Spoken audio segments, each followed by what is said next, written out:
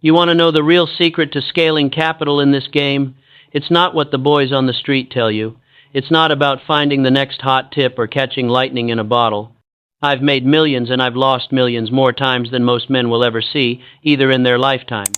And I can tell you this with absolute certainty. The man who cannot scale his capital properly will never keep what he makes. Let me be plain with you. Most traders, and I've watched thousands of them over the years, they make the same fatal mistake. They confuse a winning streak with mastery. They take a few $1,000s, turn it into 10, maybe 20, and suddenly they think they've unlocked the secret vault of Wall Street. They leverage up. They get reckless. They bet the farm on their next idea. And then the market, cold and indifferent as it always is, takes it all back with interest. I learned this lesson the hard way. Multiple times, in fact. Here's what you need to understand first. Scaling capital isn't about making more money. It's about learning to handle more money. There's a profound difference between those two things, and most men never grasp it until they're broke. When you're trading with $500, your psychology is one way. When you're trading with $50,000, it's different. When you're trading with $500,000, it's a completely different game. The numbers on the ticker don't change. Human nature doesn't change. But your time's relationship with that money changes everything. I remember when I first made serious money, really serious money. I was young, confident, perhaps too confident. I had turned a few thousand into over $100,000. I thought I was invincible. I thought I had figured out something that the old-timers, with their gray beards and cautious ways, had missed. I was wrong. The market taught me that lesson with surgical precision. It gave me exactly the education I needed, though it cost me dearly. I went broke. Not just once, but multiple times in my career. And each time, I had to climb back from nothing. But here's the thing, each time I climbed back smarter. If you want to scale your trading capital, truly scale it, not just ride a lucky streak, you must start with one fundamental rule. Capital preservation comes before capital growth. I know that sounds conservative. I know it sounds like something a banker would tell you, not a speculator. But listen to me carefully. You cannot scale what you cannot protect. When I was operating with serious size, I never, and I mean never, put myself in a position where a single trade, or even a series of trades, could wipe me out. I've seen men take positions so large that they were essentially betting their entire stake on being right. That's not speculation, that's gambling, and gamblers always go broke eventually. Your first obligation is to survive, not to make a killing, not to double your money this week, to survive. Because if you can survive, if you can stay in the game long enough, the opportunities will come. They always do. The market cycles. It moves. And the man who is still standing when the real opportunity arrives is the man who profits. Now, let me give you the practical framework I developed over years of hard experience. When you're starting with a small stake, let's say anything under $10,000, your primary job is not to scale. Your primary job is to learn and to prove yourself. You're building a track record, yes, but more importantly, you're building knowledge.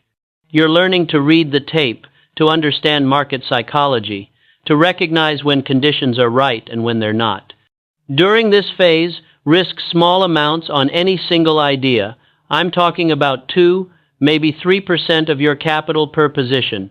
No more. I don't care how certain you are. I don't care if you've got what looks like inside information. You risk small because you're still learning the game. And here's what most traders miss. You need to prove you can make money consistently before you deserve to trade larger size. Not for a month, not for 3 months. For at least a year, preferably longer.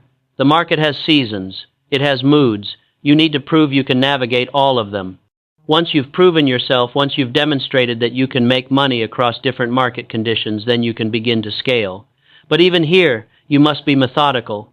I used a simple rule. As my capital grew, I would allow my position sizes to grow proportionally, but I would never increase my risk per trade. If I was risking 3% per position with $10,000, I was still risking 3% per position with $100,000. The positions got larger, yes, but the risk remained constant as a percentage. This is crucial. Most traders, when they start making money, they don't just increase their position size, they increase their risk tolerance. They start thinking they can risk 5%, then 10%, then more. They convince themselves they're on a hot streak, that they've figured something out. That's the beginning of the end. Now, when you do have a position that's working, and I mean really working, not just up a little bit, that's when the intelligent speculator can scale within the position itself. I called this pyramiding, though that's not quite accurate because a true pyramid is wider at the bottom. What I did was more like building a column. I would add to winning positions, but I would add smaller amounts as the position became more extended, and critically, I would only add when the market proved me right by moving in my favor. Let me give you an example from my own experience. I once took a position in wheat. This was during the war years. I started with a moderate position at what I believed was the beginning of a significant move. As the price advanced, and as my analysis continued to be confirmed by the market's action, I added to the position.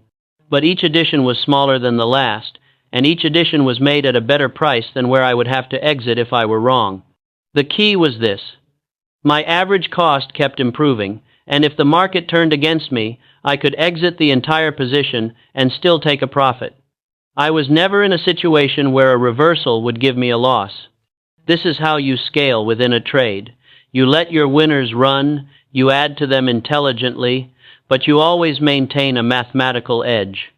If you're right, you make a fortune. If you're wrong, you still make money or break even. But here's where most traders fail at scaling, and it's not in the mathematics, it's in the psychology. When you're trading larger size, the emotional swings become more intense. A 1-point move in a stock might have meant $10 when you were starting out. Now it means $1,000 or $10,000. The physical sensation of watching that money move can be overwhelming. I've seen strong men, intelligent men, completely lose their discipline when they started trading larger size. They would do things with $50,000 that they never would have done with $5,000. They'd panic out of positions. They'd hold losing trades too long because they couldn't accept the dollar amount of the loss. They'd take profits too quickly because seeing that much money in profit made them nervous. This is where most dreams of scaling die, not in the strategy, but in the inability to handle the emotional weight of larger sums. You must train yourself to think in percentages, not in dollars. A 3% loss is a 3% loss whether your account is 10,000 or 10 million. The principle is the same. The mathematics are the same. Only your emotional response changes. And if you cannot master that emotional response, you will never successfully scale your capital. The market will take it from you eventually.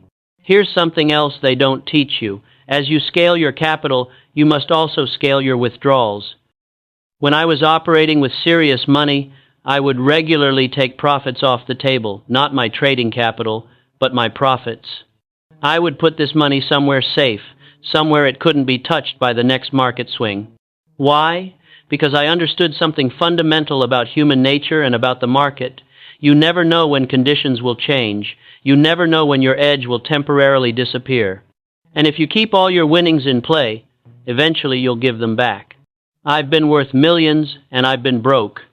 The times I held on to the money, the times I kept something back, those were the times I could rebuild quickly. The times I let everything ride, convinced that the good times would last forever, those were the times I paid the price. Scale your withdrawals as you scale your capital. Take money off the table. Protect yourself from yourself. Now, let me address something that confuses many traders, the relationship between scaling capital and market conditions. You don't scale in all conditions equally. There are times when the market is ripe for making money, when trends are clear, when opportunities are abundant, when the tape is readable. These are the times to press your advantage, to trade larger size, to be aggressive within your framework. And there are times when the market is choppy, when nothing makes sense, when even the soundest analysis gets whipsawed. These are the times to contract, to trade smaller, to preserve capital. I've made some of my biggest money by recognizing when conditions were exceptional and acting accordingly. but I've also saved myself from disaster by recognizing when conditions were poor and pulling back. You must develop this sense of timing, not timing individual trades, but timing the deployment of your capital. When conditions are right, you can afford to be more aggressive. When conditions are uncertain, caution is your friend. Let me tell you something that nobody wants to hear, but everyone needs to understand. If you trade long enough, you will have drawdowns. You will have periods where you lose money. Not because you're a bad trader, not because you've lost your edge, but because that's the nature of speculation. The question isn't whether you'll face drawdowns, it's how you handle them. When you're scaling capital and you hit a drawdown, this is the moment of truth. Most traders do one of two things. They either abandon their discipline and try to make it back quickly, taking bigger risks, or they freeze entirely and stop trading when they should be waiting for the right opportunity. The correct approach is neither. When you hit a drawdown, you scale back, not permanently, but temporarily. You reduce your position sizes. You become more selective. You wait for only the highest probability opportunities. And you work your way back gradually. I've done this multiple times in my career. I've gone from trading large size to trading small size, rebuilding my confidence and my capital base simultaneously. There's no shame in it. It's the intelligent approach. The man who tries to scale back to his previous size too quickly, who can't accept that he needs to earn his way back, that man usually ends up broke. So here's what it comes down to. Scaling trading capital is not a trick. It's not a secret system. It's a discipline. You start small, and you prove yourself. You risk consistently and intelligently. You protect your capital above all else. You add to winners. You cut losers quickly. You scale back during drawdowns and you press during favorable conditions. You take money off the table regularly, and you never, ever risk so much that a single mistake can ruin you. These principles made me millions. These same principles, when I violated them, cost me millions. The market doesn't care about you. It doesn't care about your dreams or your family or your bills. It simply is a cold, mathematical certainty that will take from the foolish and reward the disciplined. If you want to scale your capital, become disciplined. Master yourself before you try to master the market. And remember, it's not about making money quickly. It's about making money consistently, protecting what you make, and compounding your success over time. That's how fortunes are built. That's how you scale like a professional. Everything else is just noise.